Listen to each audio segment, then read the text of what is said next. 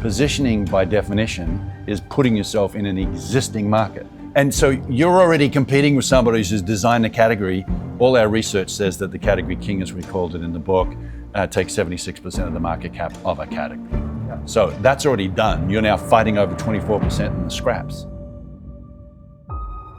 The Library of Alexandria was an attempt to capture all human knowledge. Fire and war destroyed it. Today, we try again. Welcome to the Library of Minds, where you'll learn the frameworks and mental models of the world's greatest thinkers. And when our conversation ends, yours begins. Each guest has created a digital mind on Delphi that you can talk to anytime, anywhere. I'm Dara Lejavardian. Let's dive in. All right, everyone, super excited to have Al here, author of Play Bigger and also his new book, The Existing Market Trap.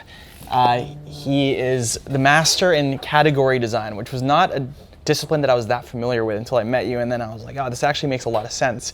How to think about architecting your company such that you become the master of the category that you create. So very excited to have you here. Super excited to be here. Well, let's start in the early days before you actually got into category design. You were the founder of Quokka Sports, which was early in sports analytics. And I'm curious at the time, before you even realized this was a discipline, did you think about this as building a category at the time? Or was it only in kind of hindsight where you realized you were kind of doing something new that required thinking about things differently? I think category design itself as a discipline has been around for a long time. And people have been doing it for a long time. We just didn't call it something, you know. And if you think about sort of management consulting, it was late 1800s, early 1900s that category actually showed up as a discipline. It's like that. People have been doing it and it really works. And it's the idea that people have to go to the aisle to find the product they're looking for, not the other way around. And so your job as a category designer is to build the aisle. And so with Quokka, we were around, this is 1995, new media sort of showed up at that point in time. It was this thing called the internet and this World Wide Web, and it enabled people to experience sport in a really different way. And so we couldn't put, as we say in our latest book, Existing Market Trap, you don't want to put something new into something old, try and fit it into something old. And so we called ourselves Digital Sports Media Company. That was the first one.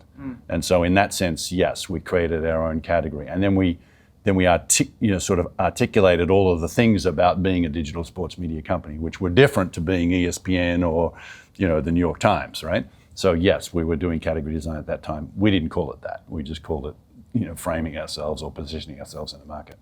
Do you think timing is still as important because, things in AI are moving so fast?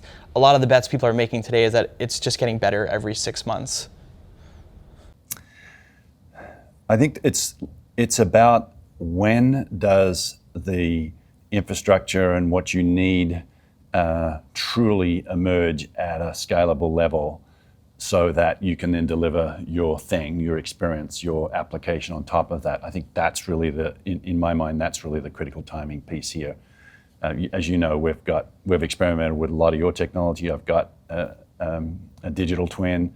We've invested heavily in custom LLMs and all that sort of stuff. We're not there yet.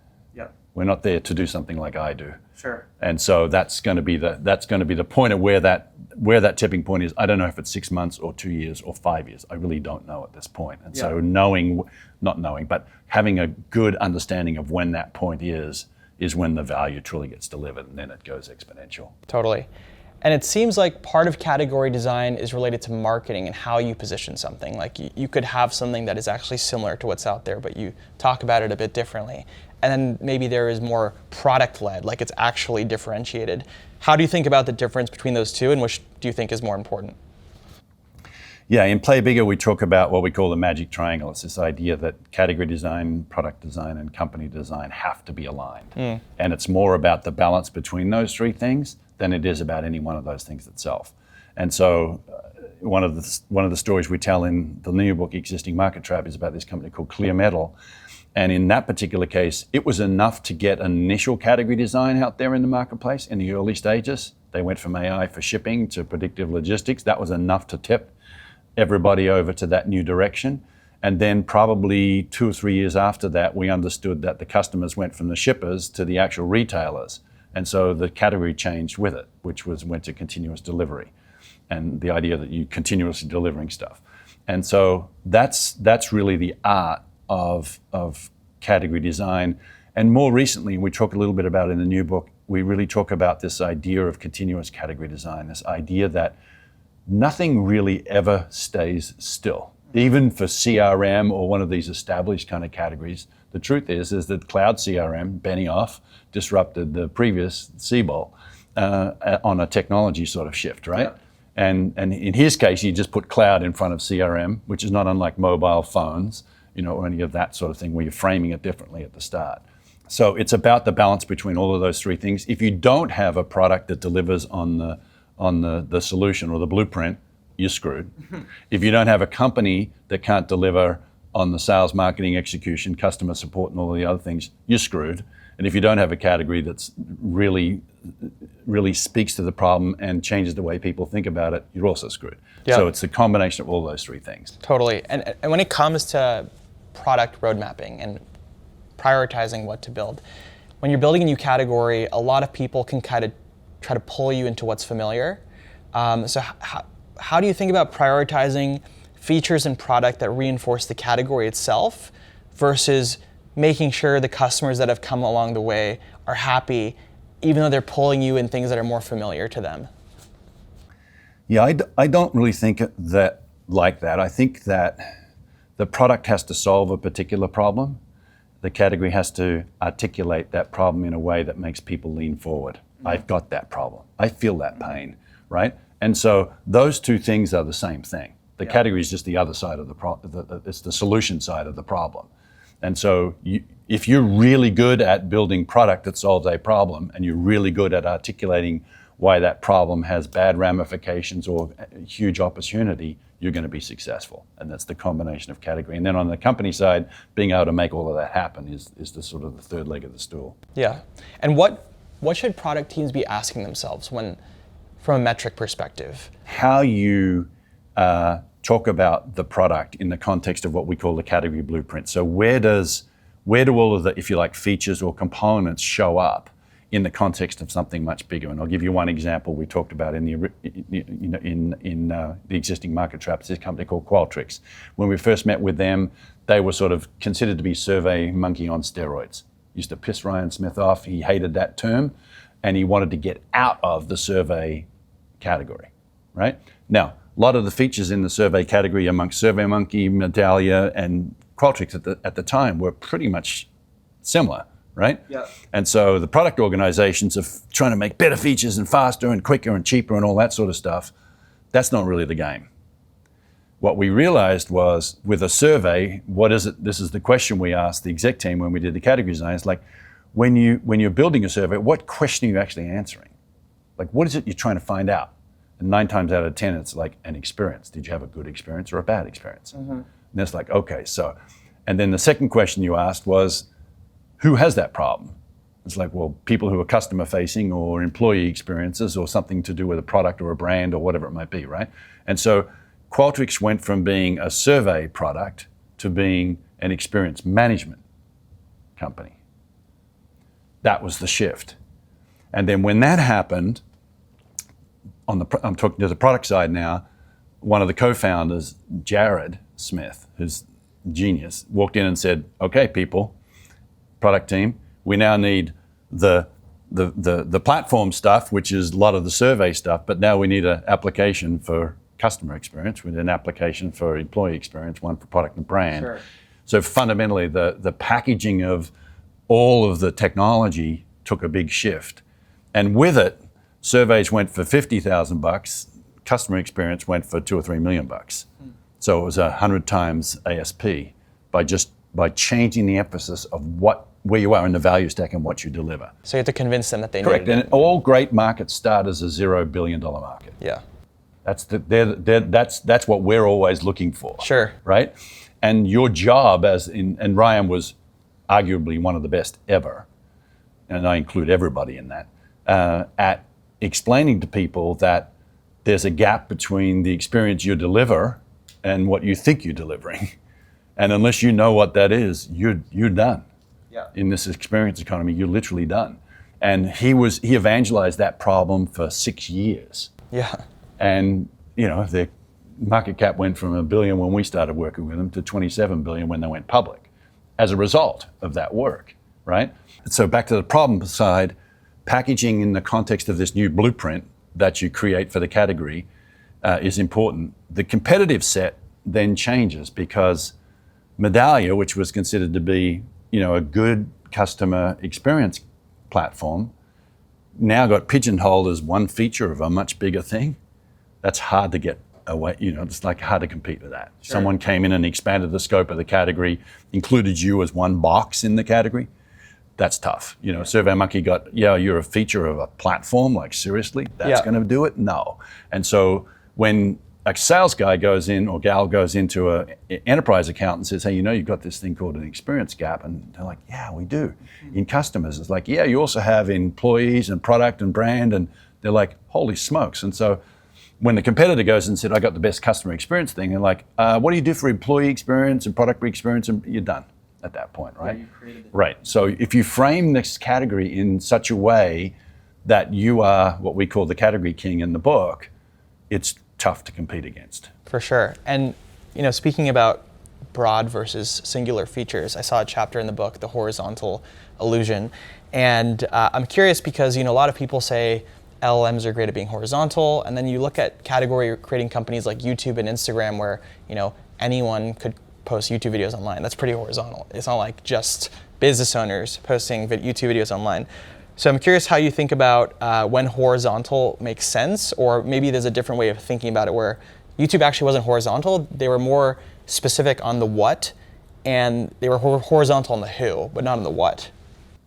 Yeah.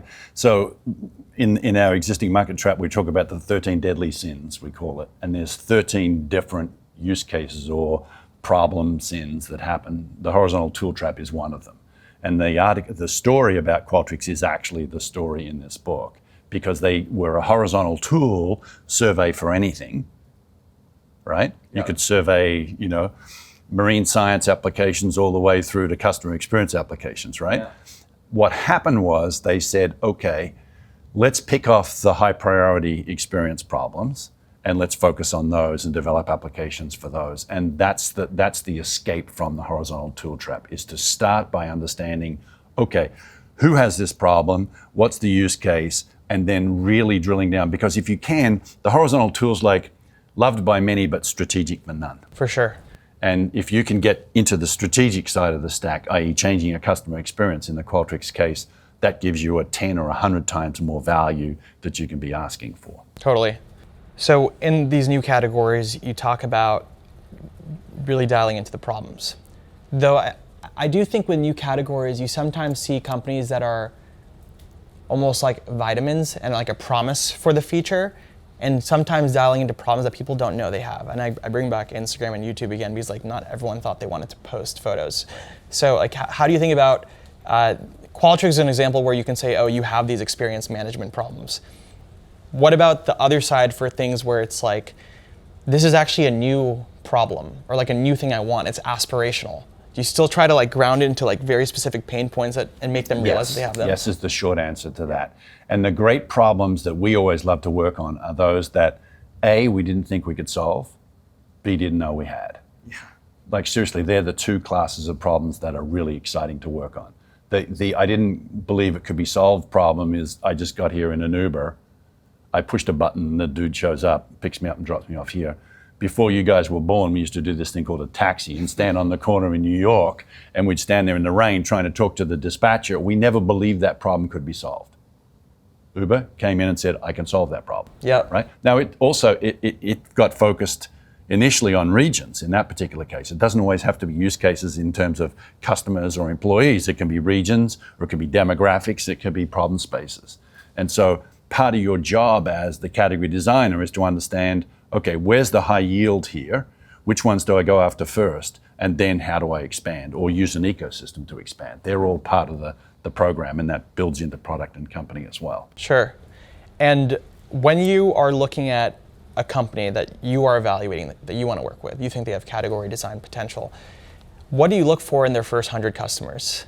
Or are there any signs that kind of give away like, hey, this could actually be something? Yeah. So one of the things we always look for is what we call problem scope or opportunity scope. So how big is this problem? How many people have it? And what are the implications or consequences of this problem? That's really how we start our filter. And if you rank highly on all of those three components, we're listening loud. Because generally, problem scope and market cap are highly correlated, right? And you don't know that. To your point about Instagram, to your point about YouTube, when those conversations first started happening, I remember the Instagram conversation because I was having it with my son. He was like 9 or 10 or 11 or something like that at the time. And he's like, Dad, there's this thing you can share all of this stuff with. And I was like, okay, so scope-wise, that's like a third of the world. Mm-hmm. That's a big number. Totally. Okay. Problem being solved was communicating with your friends or networking, however you want to describe that. That's a pretty big problem. We used to use email and send photos to each other back in the day. Like, hard to believe now, but that's what we used to do, right?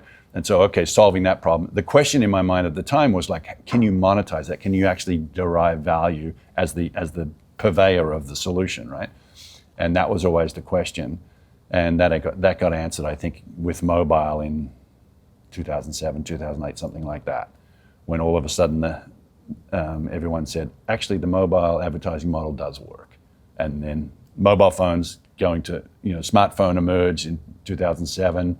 So by 2009, all of the latent opportunity of essentially teenagers, kids, young people with mobile phones seeking this need to socialize and network, all really big numbers. And then you had this enabler, which was mobile and advertising. So yeah, that's that example. YouTube, I'm not as familiar with. Honestly, I never really studied it in detail. But as a user of YouTube, I agree with you. For certain applications, it was definitely the go-to thing. Yeah. And I'm sure they focused down on those areas to make sure that workflow or that experience was a good one. And then since they've expanded, now you can pretty much get any movie or anything else through it, which is an undifferentiated offering relative to all of the other platforms. But yeah, they're already the king. Enjoying the conversation? Got a question? You can ask Al's Digital Mind. Just check the link in the comments or description. So of the 13 deadly sins, I'm sure some of these are reversible. Are there any that you think are irreversible, that one-way doors that startups make that completely destroy their potential of being a category creator? I think anything, obviously once you're aware of a situation, you can then make changes to it. So I think any one of these 13 deadly sins can be reversed. There are some, however, which are really existential. One of the stories we tell in the latest book, Existing Market Trap, is about DocuSign. And this is, traditionally people, when you say category design, think, it's all about sort of the early stage and it's about the first 3 years and all that sort of thing. Certainly there's lots of deadly sins as it relates to that, but there's also at the other end of the spectrum too. We call it the existential decline. The story is about DocuSign. They were and have been and still are the king of e-signature. Yeah. The problem was e-signature has become sort of commoditized. It's available in everything. Adobe Sign's got it. You name it, it's got it, right? I think there's 370 vendors to have e-signature embedded in it, right? Yeah. So that's an existential thing, which is like, unless you fundamentally reframe the problem space that you are doing, you're going to be out of business. There's no way out. Sure. And we've seen many, many, many companies fall off, the edge of their initial category, the first category, which is why our thinking is more around this is a continuous category design. You constantly be thinking about it. And we did a lot of research for Play Bigger, and for an enterprise company, it's a 10 to 15 year window for a category. The first 3 to 4, 5 years is what we call the define phase, where everyone's kind of searching around the problem, trying to get at what the actual problem is and what the value prop is. The middle is the develop phase, which is when the exponential growth happens. That's when Qualtrics stepped into that. Then there's the decline phase or the dominate phase, which is where DocuSign were. And in that 1/3 of the life cycle, that's where you're going the opposite way. And there's literally nothing you can do about it other than to step into something new. Mm-hmm. And so that's one example of an existential decline. There are some sort of like what I would call, we call it the sales hype cycle. There's another one about brand obsession. those things are, in our opinions, kind of basically wastes of time. Brand And sales obsession, the obsession around sales, they become waste of times because they mask an underlying problem that's not being addressed, right? And so that's an example. There's another example. The engineer's dilemma, which is the story about Clear Metal, is as a software engineer, as a previous software engineer, I always wanted to make shit, sell shit, and everything else was bullshit, right? That was kind of my mindset. Yeah. And as I've got older and worked with more companies, I've come to understand actually that's not true, and that building product is important, but you need to have a solution to something that you're really trying to solve that's valuable, as opposed to just building a platform that you really like working on. So that's another story. Each one of these stories is examples of some of the frailty of us as humans trying to build businesses. Yeah, and as you grow and you define yourself as a category king in like this initial market, what are new things companies have to do to maintain that? You've worked with Salesforce and MongoDB. Other than product partnerships, or what are other ways you can kind of solidify that? Yeah, there's lots. This is on the company design side of things.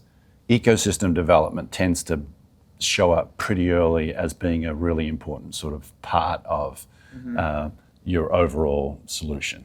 And I'll just use Qualtrics because we've been talking about that. In that particular case, we felt like we needed to tackle the first 4 applications and make sure we got those right. But we also knew that there was a tail here that might be a lot longer than that. So we created essentially an API that people could build on. And 2 years later, there's 50 different applications built on the platform, which were not customer experience, employee experience, brand, or product. There was all different kinds of experiences. And you wanted that to happen. Absolutely, you want that to happen, right? And so we called it an app form strategy, the idea that you have apps plus a platform, but then you want the tail. That's just one example of how ecosystems can play a role. Also, going into new markets, sometimes you want to go in partnership with the players who are already penetrated in those markets. They might be solving a different problem, but they have relationships that might help you. So that's another sort of entry point. I'm curious how, I saw you talked about this in this book as I was going through the chapters, how a lot of your thinking around category design changes with AI. Because you could be building for a category that actually becomes made irrelevant in 6 months because of GPT-6. Has your thinking changed about how to evaluate whether something is actually 10-year durable versus 6-month durable? So there's a chapter dedicated entirely to AI and the challenges that we're all going to face in this world where things are moving at the speed that they are. So now, some of us have lived through previous transformations, the internet being one of them back in the 90s before you guys were born. That was a transformation that was pretty big as well. And what we found with that was that the horizontal framework platform stuff. So sort of one of the fun stories was in 1995, I was at Stanford Business School, and our project was to predict whether or not Netscape going public was going to be a sort of a major event. Okay, and there was quite a broad group of people, not just technologists, but business people from around the world. There was a few of us, me being one of them, who had experienced the internet with Mosaic and some of the stuff even before that, knowing that this was a fundamentally different medium and that it was going to transform the way we interact with each other, interact with media, all that sort of stuff. And so Netscape comes out. We predicted, I think it was going to be $50 a share. I don't remember actually the number at the time, but it was something like that. But the question we always had with Netscape was, and how does this actually show up in media and applications, in enterprises and all that sort of stuff over time? And our sense was they're just a veneer to something bigger. And in my opinion, AI is just a veneer to something bigger. And so the question for me is like, how much goes into the veneer and how much goes into the stack for the enterprise or the consumer that's actually being built, and how quickly can the horizontal players fill those voids? My sense, this is just me, you guys know this way better than me, but my sense is that There are some things that are durable in life, and there are some things that are relatively easy to replicate. And the easy to replicate is probably going to get bundled. I'm a huge ChatGPT user and builder. I have an LLM that does custom category designs. I've built it since ChatGPT 3 all the way through to 5.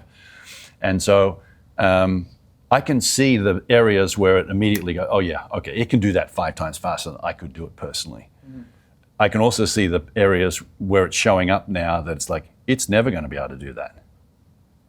And so that's, I think, the challenge for all of the innovators and you and all of your team is, where are those things that are super durable and can actually be leveraged and help us, and I'm talking about now as a user of your platform, help us actually exemplify those areas where the durability and the value is not going to get lost compared to the more routine, mundane task. I think that's ultimately where the battle is. Awesome. A couple more questions. So it seems like when thinking about category design, it touches many different parts of the business. It touches how you talk to customers, marketing, product strategy. Are there any other tactical things that not just leadership in a company, but everyone in a company can adopt to really like come around this mission of creating the category, owning it, and dominating it? Yeah, the answer is everyone in the company has a responsibility for being an advocate for the problem we solve. That's your job. The CEO has to do that. He or she has to do that at the keynote. CFO has to do it at the S1 call or the earnings call or at the all hands call. The sales people have to do it with their customers. The marketing folks have to do it. Everyone has to do it. And so it's why we believe that there is a discipline called category design, which starts with identifying what that problem is and the ramifications and who has it and trying to quantify all that sort of stuff. And then creating what we call a point of view. It becomes what we call the source code to everything else in the business. Everything flows from that. It's an internal facing document, but everything that derives externally derives from this sort of source of truth. And then there's a phase after you've got that clear, that's 2 or 3 months into the journey. After you get that clear, you need to mobilize the entire company, right? And we usually appoint category advocates who are all different levels within the organization, who are responsible for, if you like, pushing all of this out. Sure. Whether it's a sales enablement thing, or whether it's a, sort of a marketing activity, or an event that's going to happen, or a product feature, or a packaging issue, like right across the company, these advocates are then sort of pushing into the organization. And then, and it's all about, in initial stages, about building belief as the exec team. That belief has to spread internally to the entire organization. And then your job as a category designer is actually to build belief in the market, in the minds of the people who have the problem over here. And that's ultimately, the belief flows that way. Yeah. So everyone in the company has to be part of this journey. Last 2 questions. What's a question you wished you were asked more about category design? You work with a bunch of companies and you're like, I want you to ask me this question. Yeah. So first of all, most people when they walk in the front door say, hey, how do you like my category name? Like, that's really how the conversation starts. It's like, do you like my cat name? It's like, I don't know.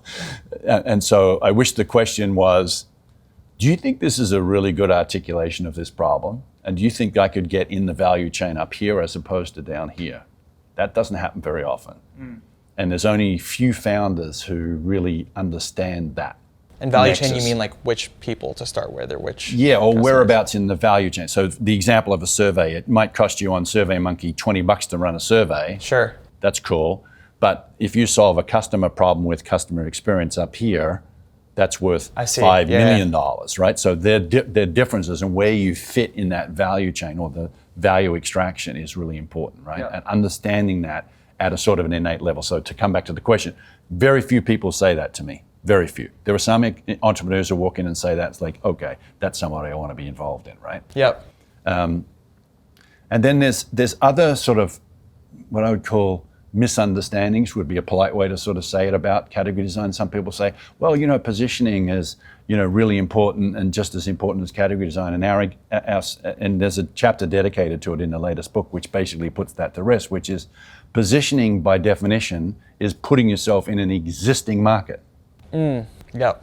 Any other questions kind of thing, right? Yeah. So, and that ends up being feature battles, speeds and feeds, cost, whatever else, right? And that's true. Like the Uber for X. Right. And so you're already competing with somebody who's designed a category. All our research says that the category king, as we called it in the book, takes 76% of the market cap of a category. Yeah. So that's already done. You're now fighting over 24%. And the story we tell is there's 365,000 people on LinkedIn with positioning in their title. They're some of the smartest people in the world, and they're fighting over 24% in the scraps. Yeah. Why? Why would you do that? So that's another question that sometimes we love to answer. I like that. Last question: if you could have dinner with anyone, dead or alive, who would it be? Shackleton. Shackleton. Say more. You know what he did, right? No. Ernest Shackleton. Have you ever heard of him? No. Anyone heard of Ernest? He's the guy who's sailing around the world guy, and he gets stuck in Antarctica. His boat gets stuck in Antarctica.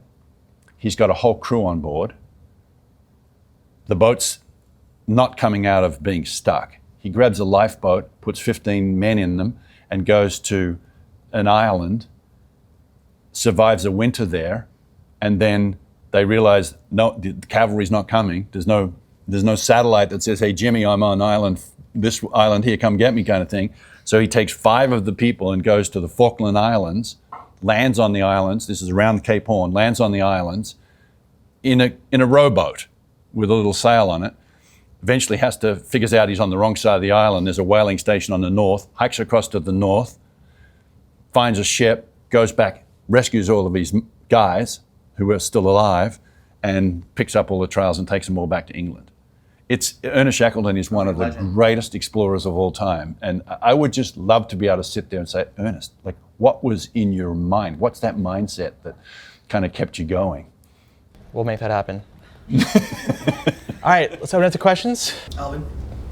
So you talked about, there's like 2 questions here. So you talked about how Uber, you at the time, like when you were using taxis, you didn't realize that there was like a problem that needed to be solved with that. You just had an existing use that you were doing to get cars. So you think to be able to create a category and like build a company in that area, is there a certain way you have to look at the world to be able to identify new categories or opportunities for creation? And how do you know if you're the person to do it? Do you have to have, like, can any driven, hard-working person be able to do it, or is there a certain archetype of person that can be able to solve that problem? Yeah, they're great questions. They are really great questions. So I think the first thing is as a founder, as an entrepreneur, the good ones are dialed into seeing something that others don't. Either a possibility that we could solve that crazy dispatch problem, which is what we used to call it back in those days. There were companies, literally hundreds of technology companies, trying to solve the dispatch problem, make the dispatchers more efficient. Okay? Someone came in and said, wait a second, that's a dumb idea. How about we just have an app on a phone? Now, the iPhone shows up in 2007 and it goes ballistic at that point in time. There's a whole story about that I can tell you, existing markets. I was working with Nokia and many other companies at exactly that time. And so somebody, usually a younger person, sees this thing called a mobile phone that isn't a toy. It was first 2 versions of Apple were definitely a toy. But they believed that that thing could actually be the place where you could actually do, quote, the dispatching. And there was this thing called a cloud and all that sort of stuff. And so the great founders have the technical understanding of what's possible at a technical level, forget the business constraints, forget anything else, and then start building belief in their own head, firstly, that we can solve that problem. And that's what I thought Uber did a stunning job of. The first time I picked up the Uber app and pressed, like, come get me kind of thing, and a freaking car shows up, that was like putting a man on the moon for me. It's like, I can't believe that just happened. I'm a technology guy, I write code, like how could that be so far-fetched, right? But we were just all blind to it because we're in an existing market trap. We're trapped in the thinking of the existing markets, right? We're all about sort of like optimizing that. The type of person question, I have the luxury of meeting with so many of the great entrepreneurs, right? And the inquisitive ones, the ones who are have self-belief and have the ability to build belief in a building, this room as a starting point, then the entire San Francisco, then the entire world, they're the ones that, and Ryan Smith's a great example of that. And I think Dara's an incredible has incredible capability in that regard. The people who can build belief internally and then have it go external are naturally the ones that are going to be these great category designers, I think. Now, there's counter arguments to that. You know, the guys at Workday were pretty shocksy. You know, oh shucks, we could probably make that work, and so they weren't necessarily. Their style wasn't necessarily that evangelical sort of style. So, you know, I've come to understand that it's not just about, if you like, showmanship or how you present or how comfortable you are in front of an audience. But it's that you stay true to this belief that you have. And, you know, the founders of Workday had a belief, which is we can automate a lot of this HR stuff and make it a lot easier and better for everybody else. And they just did it in a really shucksy kind of way. So the style piece compared to, say, a Larry Ellison, who were competing for the same sort of market, very different people, right? But same belief. And that's, I think, the role of the founder. And when we look at founders, we're always looking for, does this person truly believe this? And does this person have the ability to sort of communicate that belief externally? And they are as much internal questions to you as they are to external questions from us, right? Do you believe this, right? And so can I turn a question back on you? Yeah. Yeah, if I can. So do you believe that Delphi, the digital twin, this idea of encodifying you is really going to be able to change the way I work? Yeah. Okay. Awesome. Thanks for having Thank you me. so much. Real pleasure. Thanks for tuning in. If you enjoyed today's episode and want personalized advice from Al, head to the link in the comments or description to ask his digital mind on Delphi.